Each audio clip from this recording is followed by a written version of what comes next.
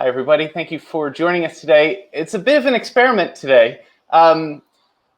Today's video, I have Graeme Tufnell and Pam Livingston here with us, and they will be actually sharing the process of the system discussion conversation that they are actually going to have with each other. And for us learners, I hope it'll be helpful. We all sort of wonder if it would be interesting, but let me call them up and we'll see how it goes. Hey there, Pam. Hey, Graeme. Hi. Hey. All right, so first question, and forgive me for taking it all the way back to the beginning, but what is a system discussion? Who has it? At what point do they have it? Why are we doing this? There's lots of different bidding systems. I guess they can broadly be put into three categories. There's a sort of a standard American type thing with 5-card majors and a strong no trump. There's an Overcall thing with 4-card majors and a weak no trump. And there's a sort of a big club, precision club type system. So I think, Pam, those are about the three, broadly speaking, systems. But even within those systems, there's little variations that that different players have. So Graeme and I have never played bridge together before, and we're planning to play a tournament, hopefully in about a month. But we thought we would sort out our system and maybe have a little bit of a practice beforehand. Well, thank you guys for letting us eavesdrop in on the conversation.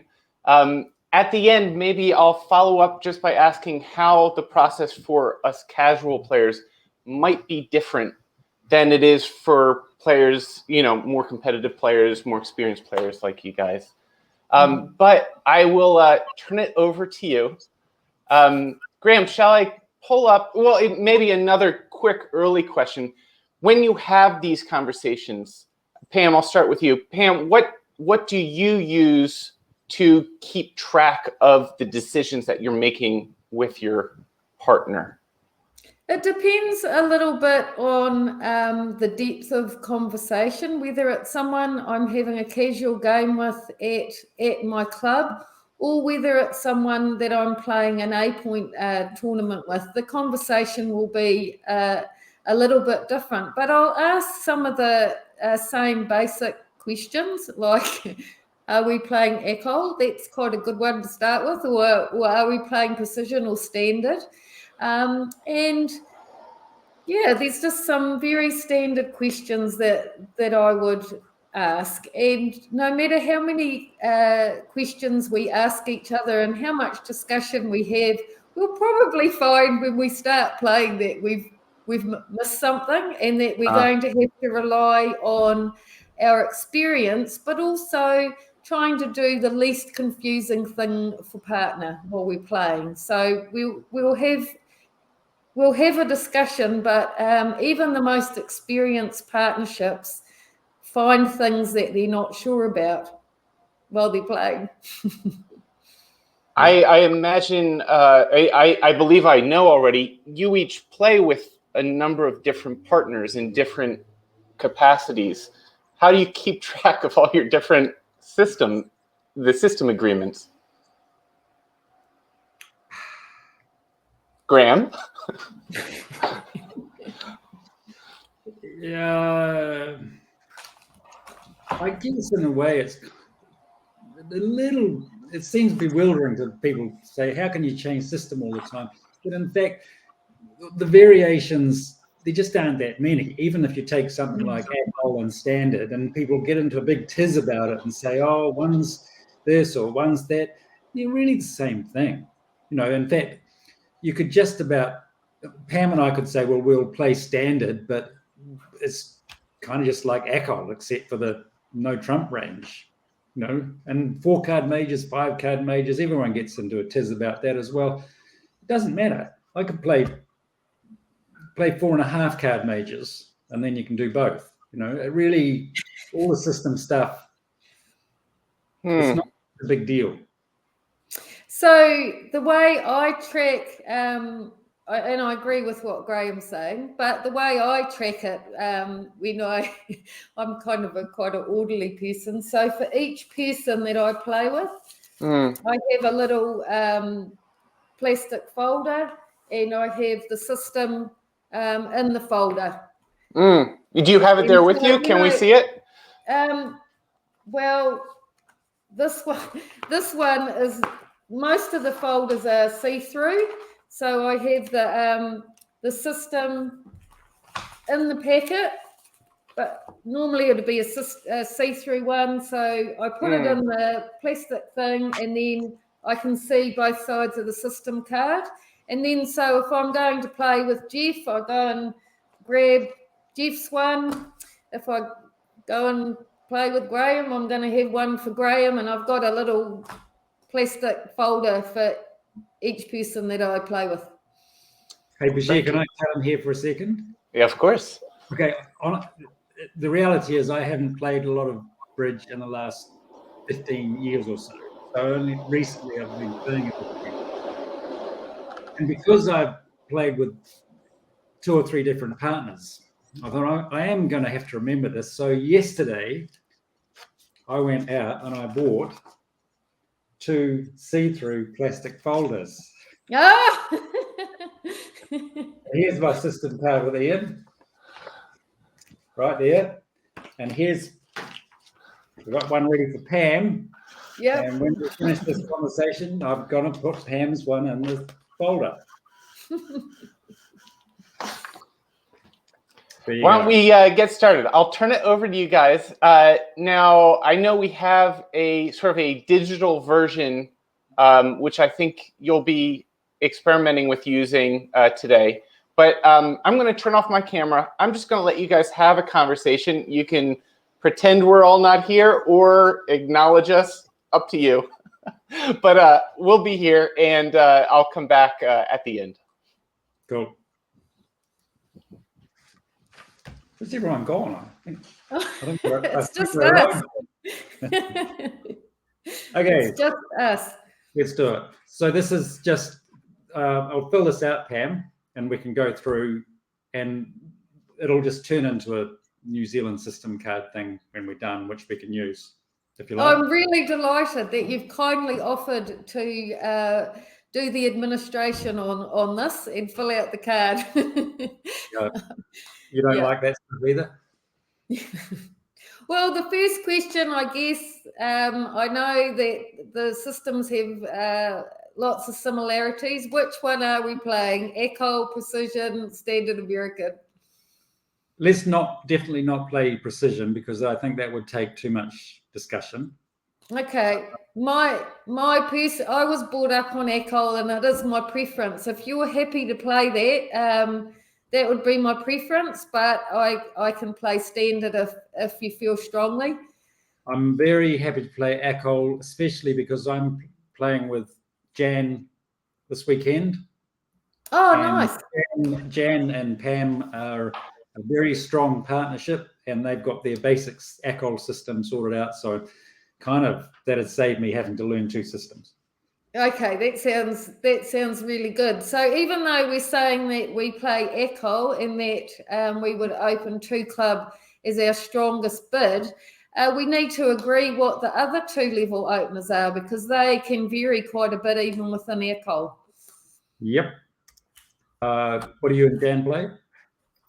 So we play 2 diamonds as a 2-way multi-2. And we play that 2 of a major shows 5 of that major, 4 or more of a minor, and 6 to 10 points. So the 2-way multi is either a weak 2 and a major, 6 to 10, or 20 to 22 balanced. Perfect. That sound okay? So then the next question there is, after we open 2 diamonds and make an inquiry bid of 2 no trumps, yeah, what are our responses? That's quite an important one. Yep. And again, I'm happy to go with what you and Jan play. I expect it's going to be something like the normal thing is 3 clubs is hearts and a maximum week 2 and 3. Yeah. Yep. Pretty straightforward stuff. Interestingly, the other day, I'm sidetracking here a little bit. Interestingly, we were playing a match the other day and we had the option 2 diamonds, 2 no trumps, and I had the strong hand 20 to 22. And we realised that we hadn't discussed what we would play after that. And you know what? In 3 years, it had never come up, and it came up twice in the same match. So I'd say sorry. Ian and I had this same discussion, and we decided we're playing the same thing basically. And he said, but it'll never come up. And if it does come up, you just cross your fingers and bid 6 no trumps or 7 no trumps. You're going to end up there anyway. So, well, I think we decided that our bid, if we then bid at the 4 level, we're in a slam auction, and that would bid naturally. So, right. And we just work it out. I think it's unlikely we'll bid naturally, but yeah. What about? Do you play those major type raises things? So what's 2 diamonds, 3 diamonds, or 2 diamonds, 3 hearts, or 3 spades? What do those bids mean, if anything? I tend to just play all bid of a major, pass or correct. It's nice and simple. Okay. And 2 diamonds, 3 diamonds? Natural and forcing. Okay, it's fine. So, yep. Okay. Yeah. That's fine. 2 no trumps, some sort of inquiry over the minors, over the 2 of the major thing. And same tied minors. So 2 hearts, 2 no trumps, 3 clubs as a minimum with clubs, 3 diamonds minimum with diamonds, 3 hearts maximum with clubs, 3 spades maximum with diamonds. I think that's pretty standard. Yep, good. Yeah. So now, with our 2 club, I think this is fairly standard, but some people have a different approach. If I open 2 clubs, unless I rebid 2 no trumps, and that shows 23, 24, I think. Or does it show 25 plus? I think it's 23, 24. We've no other way to show 23, 24 for us. So, yeah. Well, what's our 2 no trump opener? So 2 diamonds shows 20 to 22. Yep. So what would our 2 no trump opener and our 2 club opener? We can make 2 no trumps 23, 24, and 2 clubs therefore is game force. Yeah. Okay. So if I open 2 clubs, we're not stopping below game, right? Right. Yeah. We're just going to keep bidding until someone bids a game. Or someone chickens out. Yep. Okay. 1 no trump responses, statement and transfers, I guess. Yeah. And what's your rangefinder? Unclear. I'm actually struggling to remember what's on my card with Jan.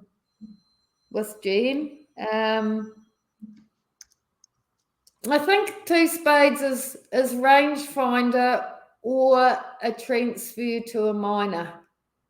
Okay. Or long minor. And what's 2 no trumps? Minors or something?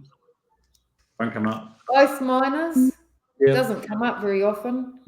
For the record, everybody, rangefinder just means invitational bid. So some people might be used to hitting 1 no trump, 2 no trumps as an invitation.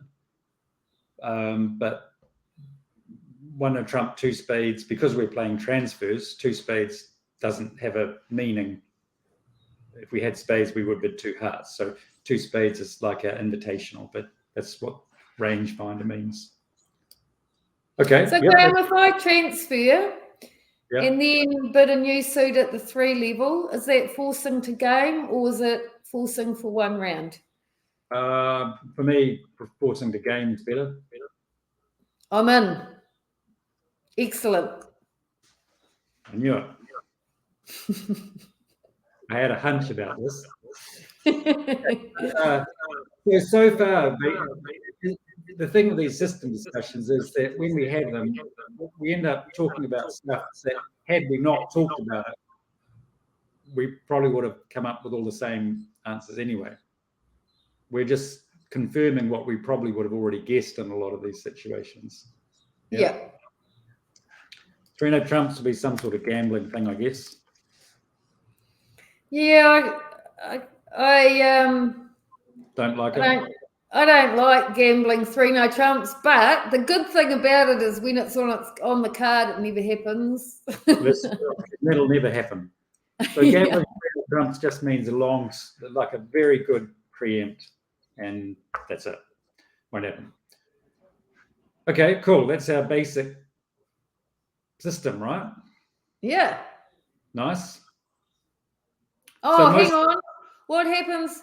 What does 1 no trump and we bid 3 of a suit? Is that like 1 no trump, 3 hearts? Some people play that as invitational. Oh, you're going to fill it down there, are you? Yeah, I'll fill in the little bits down there. Okay, cool. Let's work our way through. Pre-alerts, negative doubles.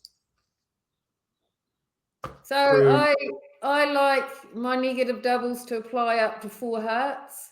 4 hearts, yeah. Yeah. And I don't know.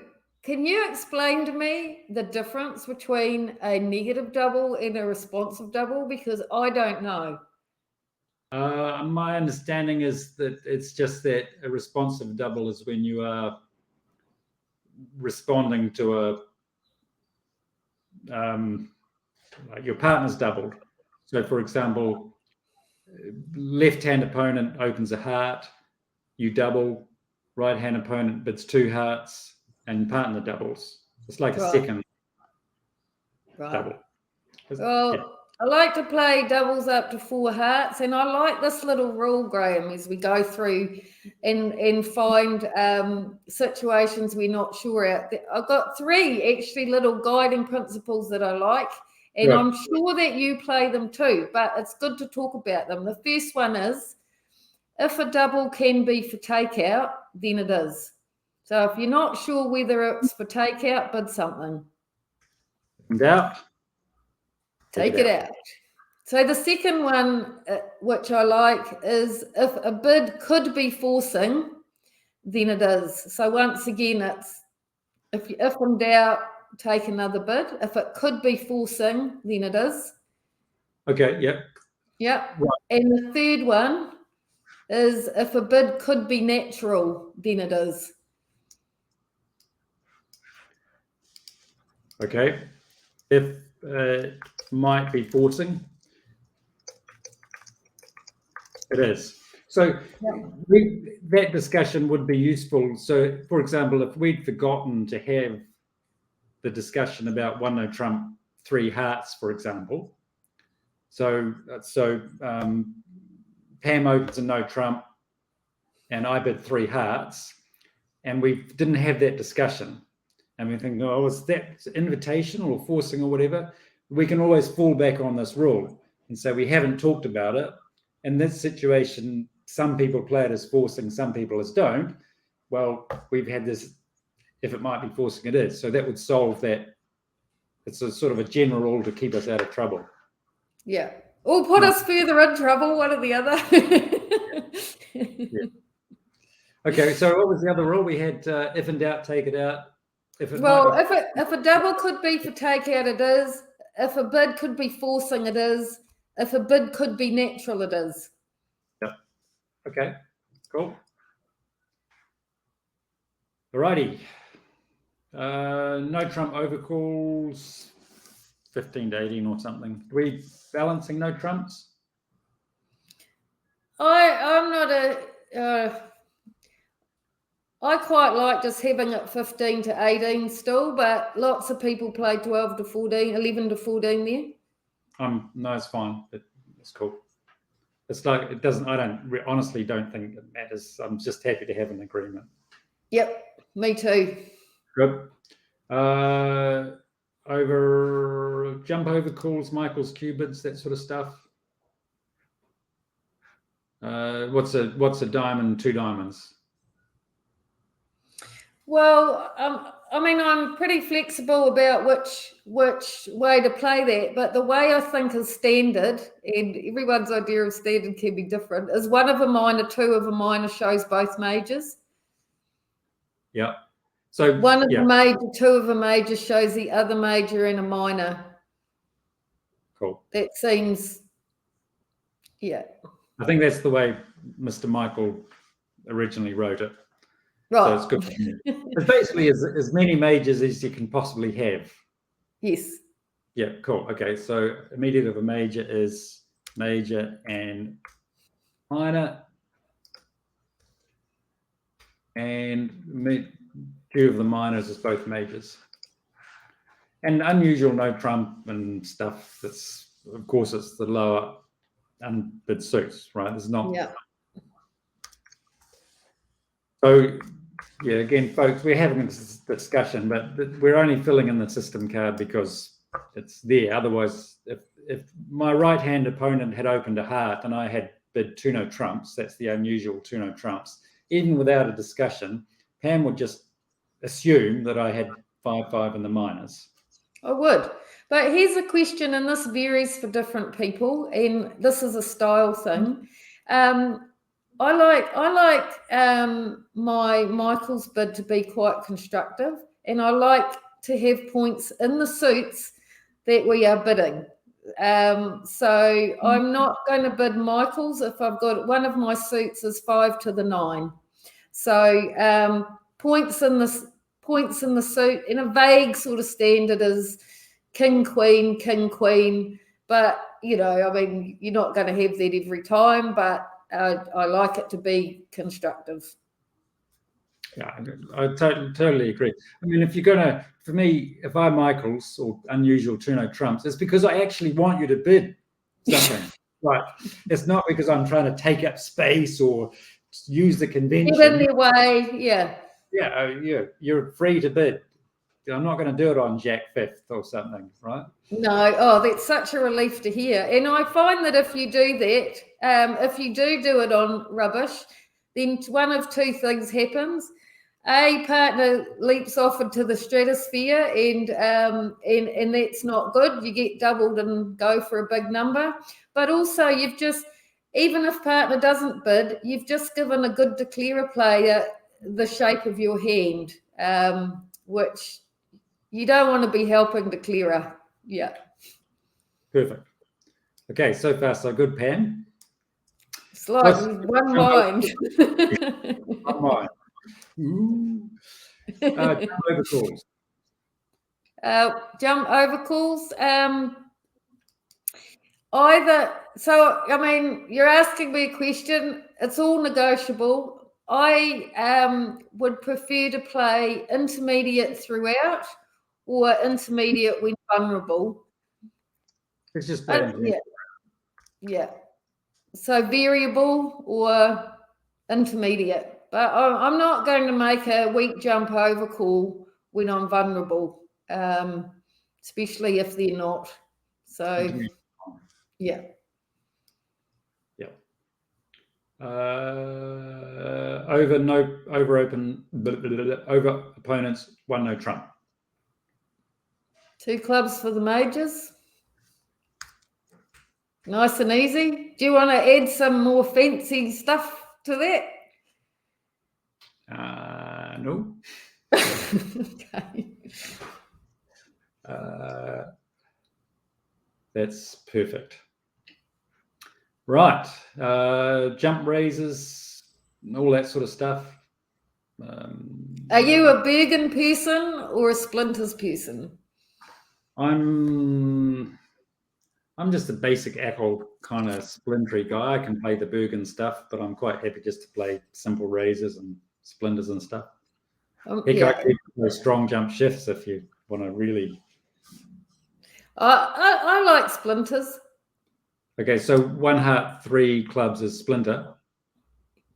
Yeah. Okay. Invite or better. Okay. And 4 clubs, 1 heart, 4 clubs, void. Sure. Okay. So jump. Where do we put this? Jump, raises, minors. So that's just. Are we playing inverted or anything? Can play inverted. I don't care. It's Yeah. not my big. I'm not suggesting it. I guess I'm asking. What do you enjoy? Oh, Jan and I don't play inverted minors. Okay. So. Well, let's not. I don't Okay. need to. I'm not just limit. Jump raises major limit. Nice and simple. Jump shifts splinters. So by that you mean 1 club, 2 spades is like. Yeah, what is 1 what, spades? Is that still a splinter? I don't know. I don't care. Probably not. So Probably is not that just a lot of people play that weak 0 to 6 or something? We can do that. Again, I don't care. Just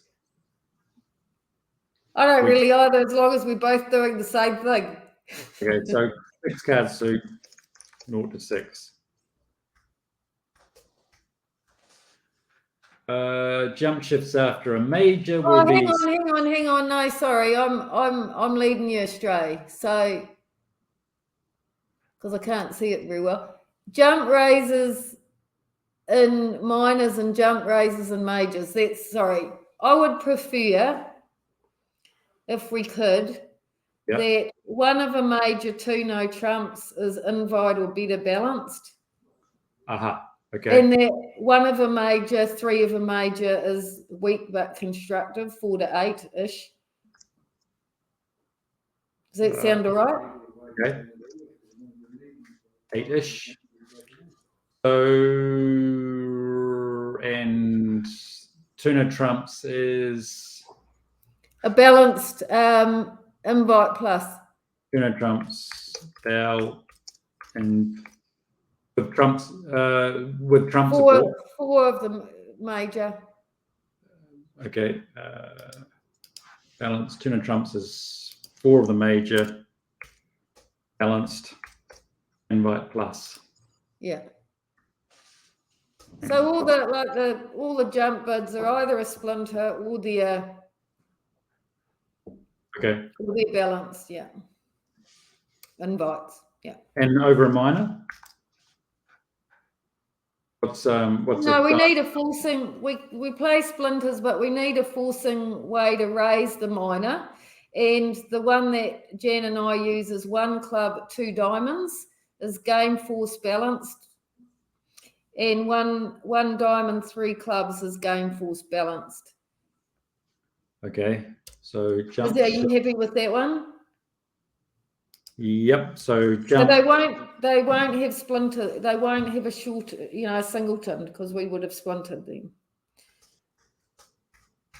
Jump. The other minor is game force balanced. So diamond, 3 clubs, and a club, 2 diamonds. Okay, fine. Jump raises in the minor, 1 diamond, 3 diamonds. That was weak. I think. Weak. Yeah. Okay. So we are playing inverted. Well, it depends how weak. 1 club, 2 clubs, 6 to 9. 1 club, 3 clubs, 0 to 5. I don't know. Okay. That's what Dylan and I play. Okay, understand. Yeah. So 2 clubs is natural, sort of 2 diamonds is natural, but jumps are weak. Okay. Yeah. Yep. Yeah. Okay, to move on. Sure. Responses to strong 2. We don't play strong 2s. Responses to 2 no trumps. Puppet Stamen. Puppet. Yep. And by Puppet Stamen, if the weak hand the weekend bids the major they don't have, right? Gotcha. Yeah. Two no trumps, three spades. Anything? We don't have to. I don't mind minor suit Stayman, but we don't have to. We can leave it. Anything's fine. Well, probably what we'll do, Graeme, is we'll both have a look at this when it's done, and we might think of some gaps. Yeah. Yep. Beauty. Leads. So we're on to play. Pretty standard from honours. Yeah. I think we had a little discussion via text about defence, my favourite subject, didn't we? And I think we were going to play first, thirds and fifths. I believe so. Yeah. How do I put that in? 4 from an honour. So thirds, I guess I put thirds and fifths there. Yeah. 4 small, 3 small, thirds and fifths, thirds and fifths, thirds and fifths, thirds and fifths, thirds and fifths. Yeah. Cards. Right. So there's 3 different sort of signals to deal with. There's what happens when Pam leads and I'm following suit, but I'm not contributing to the trick. So, for example, if Pam leads an ace and I'm following suit, what sort of signal will I give? And the normal thing would be either to give an attitude signal or a count signal. So either saying I am happy for you to continue that suit, or I can give a count signal telling how many cards I've got in that suit. And I think when we were just talking about it, Pam's a count giver. I am. I like giving reverse count pretty much in every situation. Right. So signal, how do I fill that in? I go count everything, right? I go saying just go reverse count. The only difference would be ace for attitude, king for count on the lead, on the opening lead, but everything else is just plain count. Okay. Ace for attitude, king for, or others for count. If I can't contribute, I'm giving count. Yeah. Ace for attitude, king for count. Is that what? Yeah, if I can't contribute, though, I'm giving count. Yes, yeah. Okay, cool. Discards, reverse count. What am I supposed to put in there? Count, I guess I put reverse, I suppose. Yeah.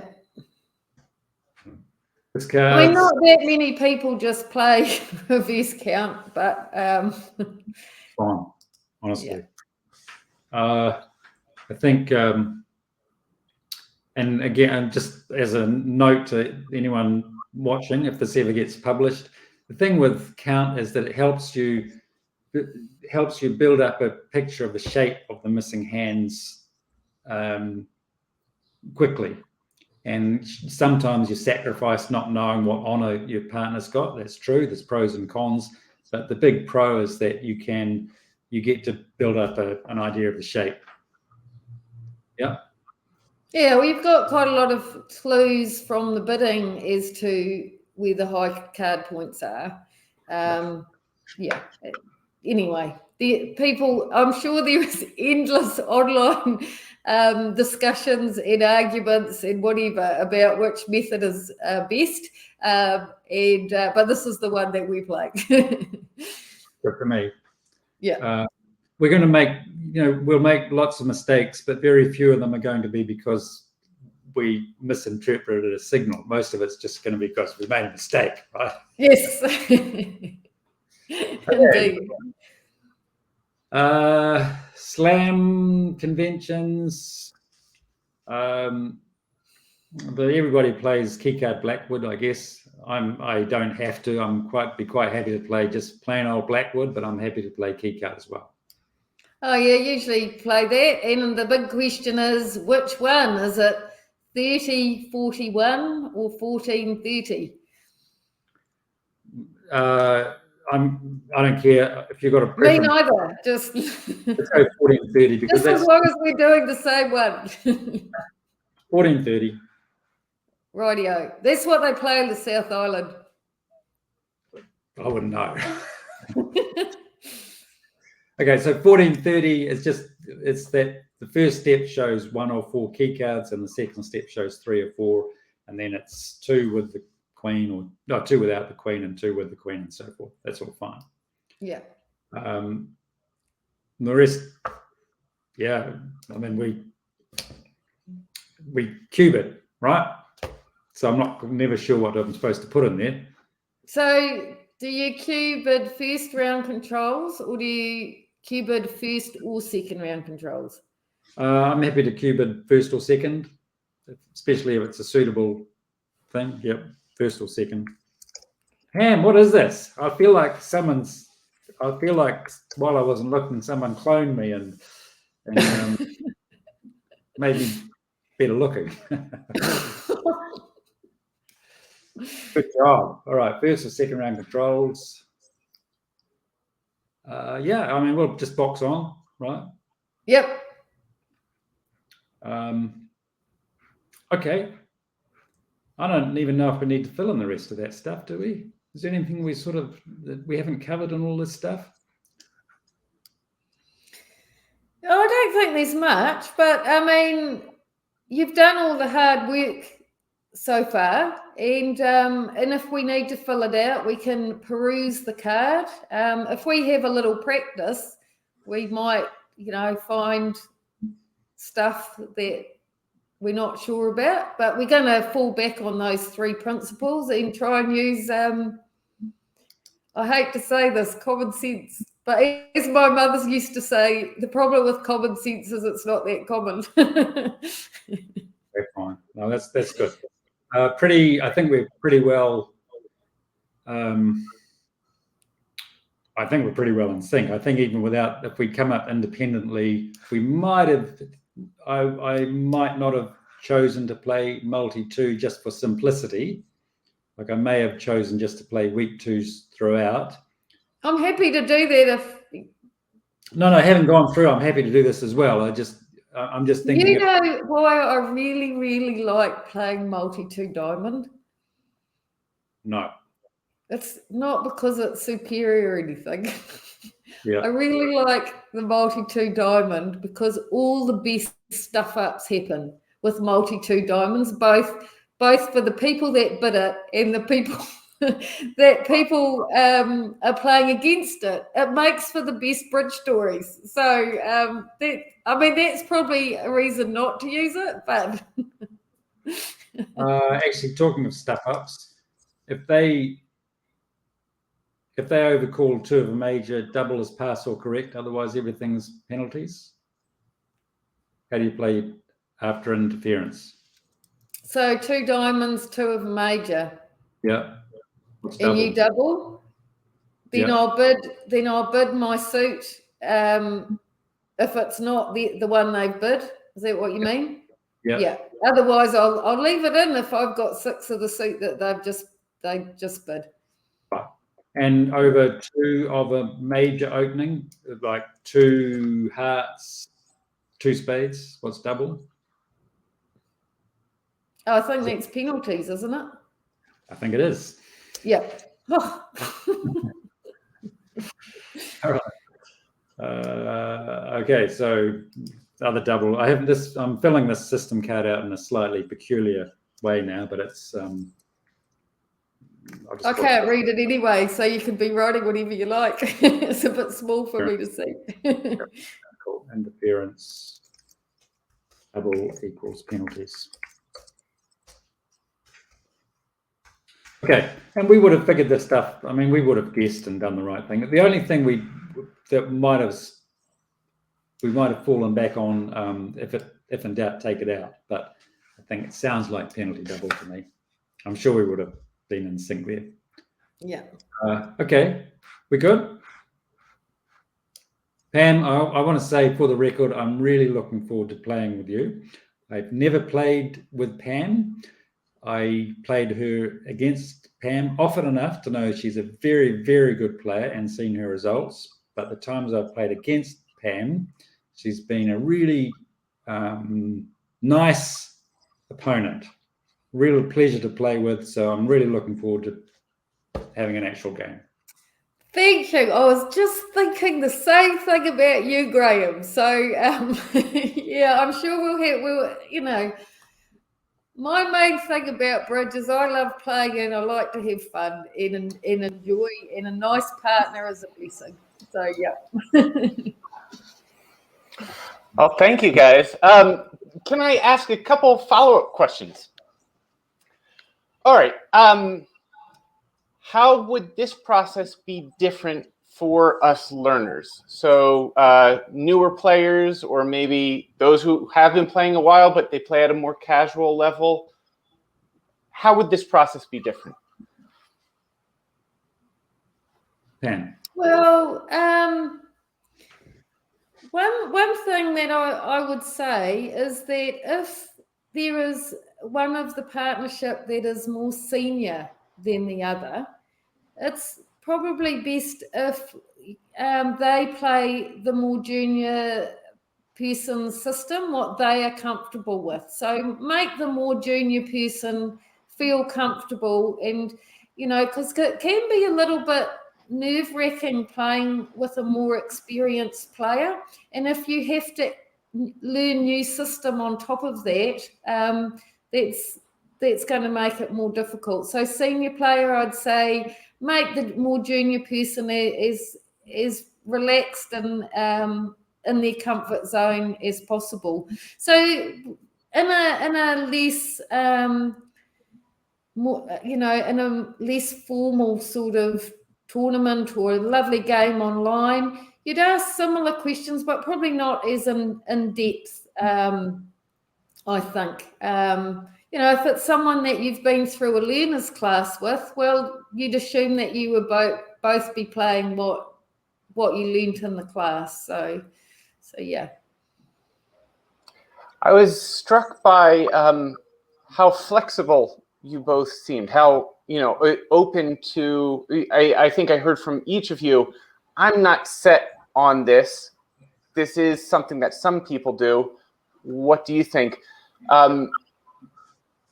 What happens when you find the limit to your flexibility? What happens when you're in this conversation, you're with someone, and they're proposing something that you really don't want to do, or you're really unfamiliar or uncomfortable with?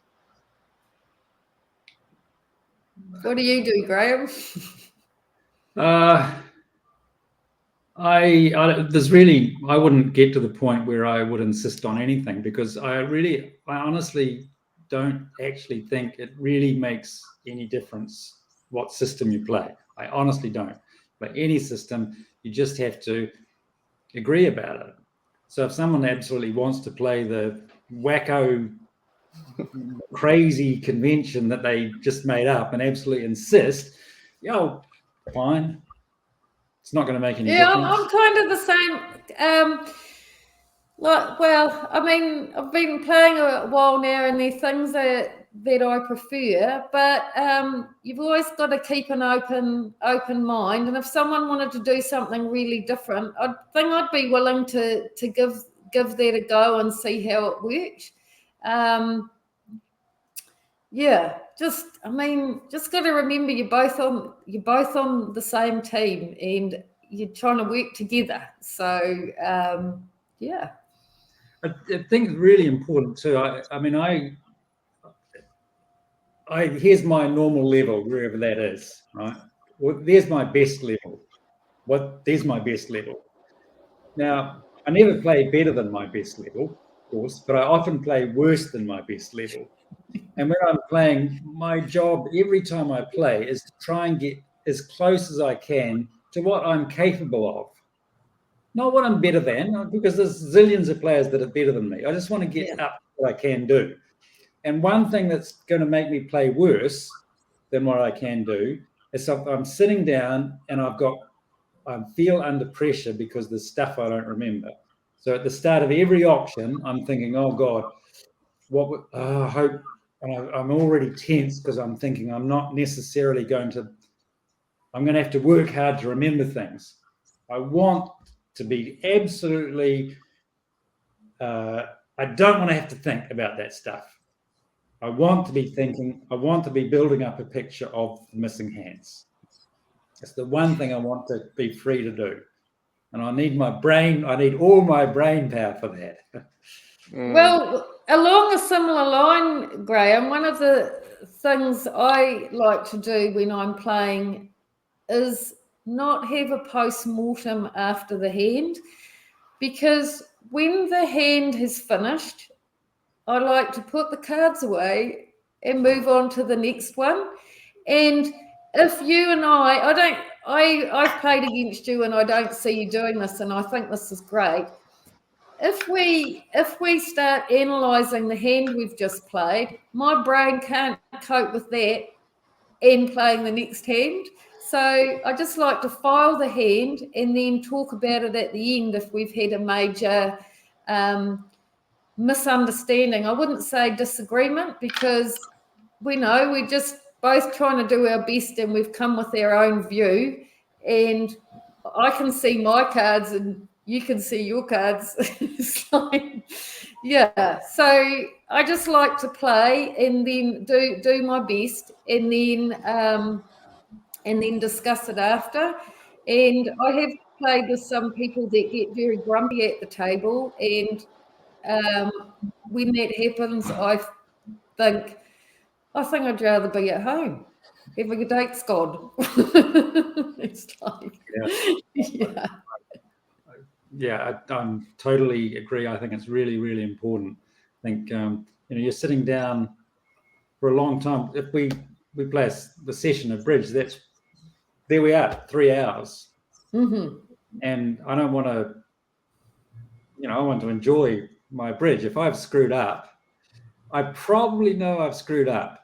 Right. And no one will feel worse about it than I do. Like if I screw up, no one feels worse about it than I do. I promise you. Yeah. We need to be helping each other in that situation, because our goal is to do as well as possible. And if I screw up, that board's gone, but it's the next 10 boards. And if Pam's going, oh, but you should have, or why didn't you, or all it's going to do is it's going to spin my head. It's going to I'm going to get into a test, and now I'm going to feel under pressure to play well, and I'm going to play worse, and I just want to do that. And I am going to screw up. I know 100% that we are not going to get through 4 boards without me screwing up, because bridge is a game of mistakes. It will happen. So it's okay, Let's just play.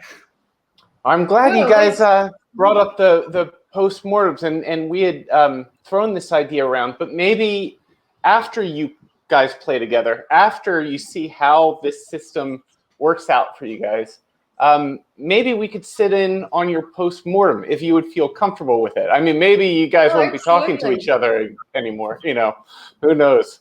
But I think that's highly unlikely. Highly unlikely. It's just a game of cards, right? It's just a game of cards. Game of cards. Yeah. Cool. Well, thank you guys so much. Thanks for being willing to take part in this experiment. If anyone watched this and is still watching at the end, thank you for joining us. Let us know if this was helpful, if you have any questions for Pam or Graeme. And yeah, maybe we can all get the band back together for a post-mortem talk. Yeah. Cool. See you all. Bye, everyone. Thanks, guys.